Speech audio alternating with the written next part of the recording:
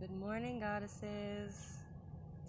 I was sitting in a meditation this morning and I just felt the inspiration to share with you my process yesterday. As some of you probably saw, I led a mini session on facing the inner mean girl 2 days ago, which was about basically learning how to identify those critical voices, those judgmental voices that are always bringing us down rather than empowering us, and how we can work with them to make them our friend, because in the end they actually want to support us and they're trying to help us. I just don't know exactly how. So I shared a bit about my process that this Georgia, good morning, I love you so much.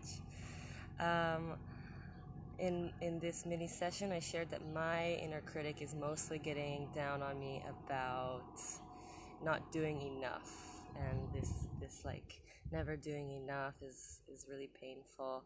And yesterday, I had the opportunity to go a bit deeper with it.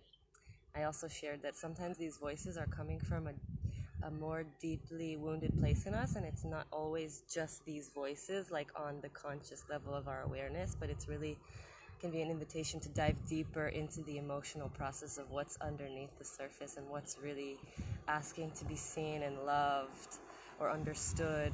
And for me, that came really strongly yesterday, that basically this voice that tells me I'm never doing enough is really linked to this deep wound in me that feels um,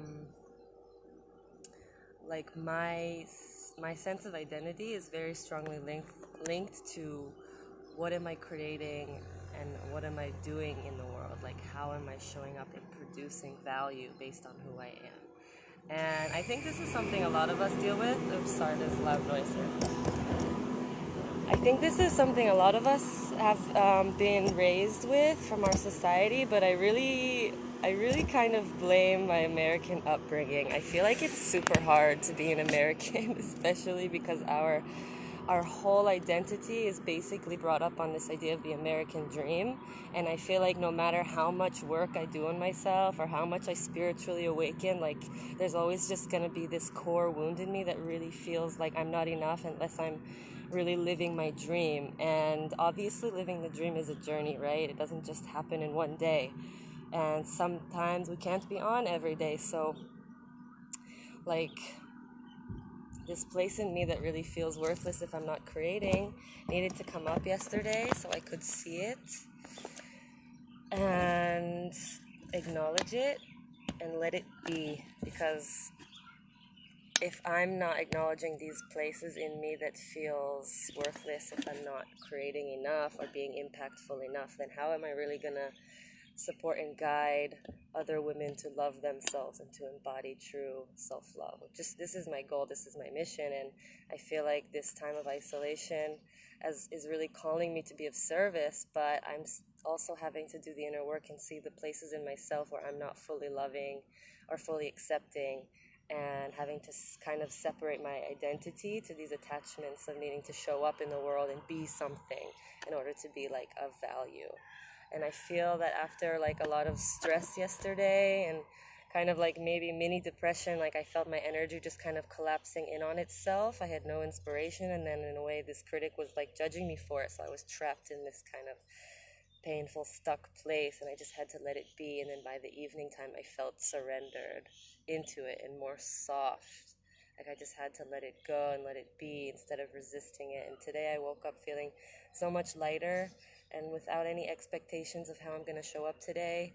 Just like, okay, this is life, and how can I be the most kind, gentle, and loving towards myself? And I sat down, did some breathing, and then I just felt like sharing this process authentically with you all can actually support me. Like, this is healing for me first and foremost, to be able to talk about this process in these dark places from like, the different perspective, another perspective from the day after. Every day we basically have an opportunity to let go of what we did before and start fresh if we allow it, if we allow ourselves to let go. So by just being in this pain of wanting to do and not knowing how I can show up to my fullest right now, I was able to let it go. And if I didn't fully feel that pain, then I would probably still be hanging on to it today, still attached to needing to show up somehow. And here I am showing up just from a very authentic, vulnerable place. And it came to me when I was just sitting down and breathing a little bit. And I think that's something else about showing up really like authentically as the natural leaders we are, that if we can release the attachments to who we need to be or how it needs to look, which is actually blocking our inner guidance, all of these attachments to what we should be doing can block our inner guidance from really coming through clear because it's keeping us in the mind. So just want to reflect that for myself and all of us, that when I really release this attachment, as painful as it was, now I'm more soft and I have space to actually listen and to actually come from an authentic place and be of service from here, first and foremost to myself, and not from this like forceful place of I need to do something, I need to create. Yeah, and I just wanted to share because I feel like this might be a process that we're all going through. I know we're all really hardworking women who really value ourselves and how we show up in the world, and that's what gives us this drive to work on ourselves, and it's beautiful, it's amazing, but there's also, the hard, sharp side that comes with that, where we're constantly catching ourselves as not enough. And I just really want to invite us and myself to soften into that not enoughness and really know that we are enough and we are perfect exactly where we are. We are exactly on our path where we're meant to be. And just the more we can soften and accept ourselves and embrace exactly where we are in the journey, the easier it will unfold for us, and the easier we can create a life that really comes from feeling good. And I feel like this is the way we can lead as women in the world, is like to really value our feeling good before anything else. Our pleasure should be what drives us towards our purpose and our passions, not like the need to be something. And that's what I really want to embody for me and share with all of us. So I think that's the message that wanted to come through this morning. Good morning, everybody. I wish you all a soft, loving, gentle day. I would love to hear from you in the comments, like how are you taking care of yourselves? How are you being soft and kind in these awkward, uncomfortable, challenging times? And are you finding the supports you need when you can't be soft with yourself?